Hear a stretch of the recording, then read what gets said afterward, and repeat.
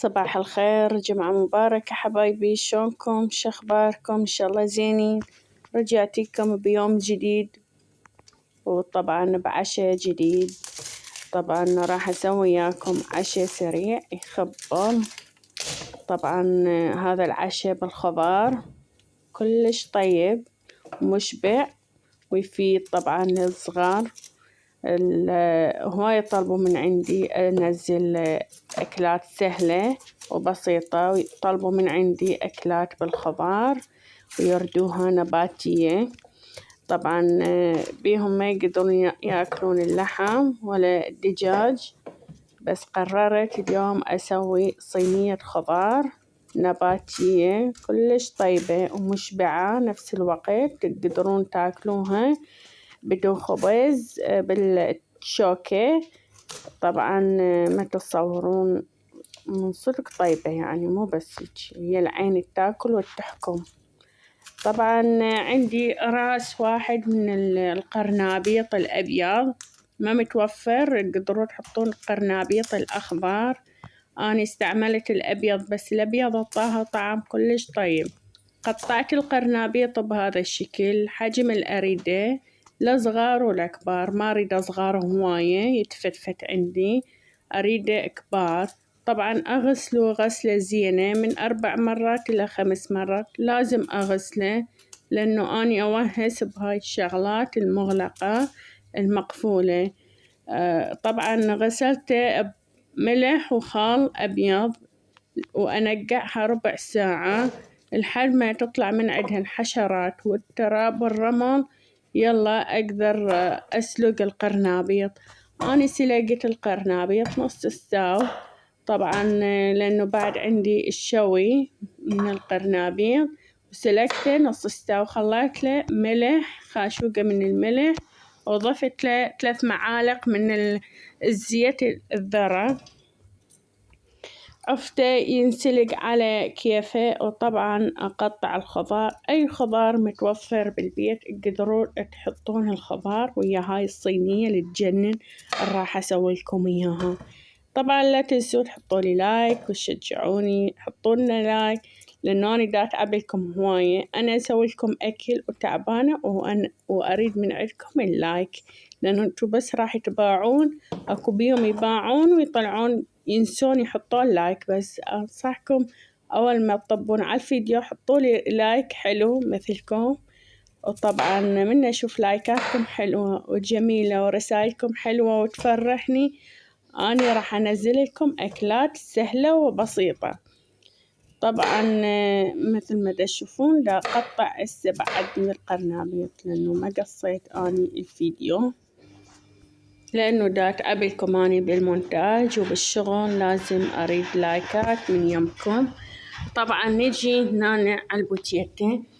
البوتيتة انتو بعد حسب رغبتكم، قدروا تقللون قدروا تكثرون، بعد هي حسب الرغبة وحسب العائلة اللي يمكم. احنا عائلتنا صغيرة مو كبيرة، ولازم أنا سويت كمية قليلة.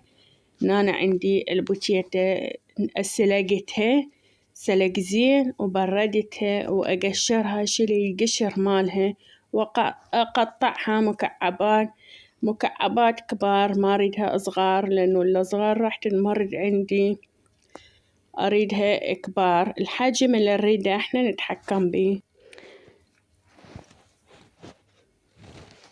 وصلوا على محمد وآل محمد، أريد صلوات على محمد بالفيديو على مود أريد الفيديو يصعد.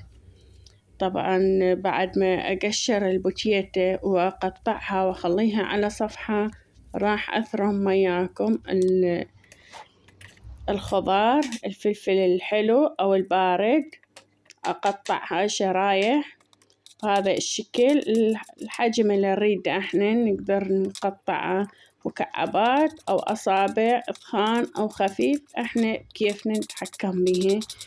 طبعا عندي بصل 2 حبات من البصل فرمتها كل زين. وطبعا خلي دهن بالطاوة وأحمس البصل لحد ما يصير لونه أشقر، وأضيف الفطير. أنا الفطير عبالي دا أصوره من دا أثرناه، بس طلعت مدا أصور، اعذروني شوية. طبعا حمست البصل والفطير كل زين، وأضفت الخضار فوقاه، والفلفل الحلو الألوان ضفته فوقاه. لما متوفر الفلفل الألوان تقدرون ما تحطون ولا أي شي اللي يعجبكم من الفلفل، تقدرون تحطون بس فلفل الأخضر.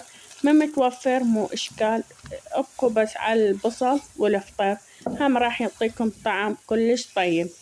طبعا أظل أحمس بيه لحد ما يذبل عندي الفلفل مع البصل والفطير.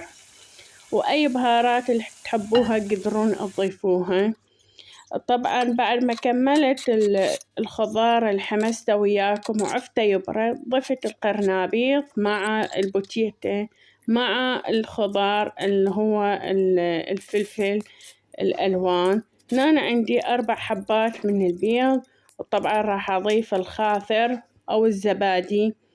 طبعا أخلطه كل زين لحد ما تروح مني التكتلات، وأي صلصة عندنا متوفرة نقدر نضيفها. طبعا نضيف الملح وباقي البهارات اللي نحبها احنا وما تأذينا البهارات.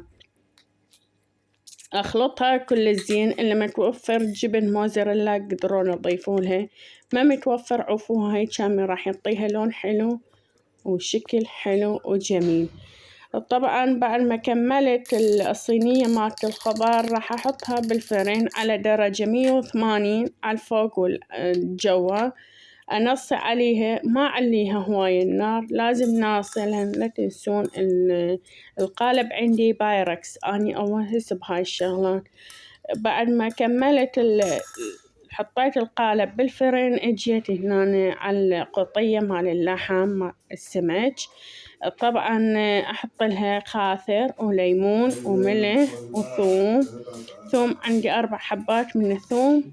طبعا ثرمته مثل ما شفتوا ناعم، ولا اكو مهراسة مال ثوم تقدروا تهرسوها بالمهراسة مال الثوم وتحطوها، بس أني دورت عليها ما لقيتها، قلت عادي أثرمها وأني المرتاحة. وطبعا بعد ما استوت عندي الصينية مالت الخضار، وشوفوا شكلها وبس.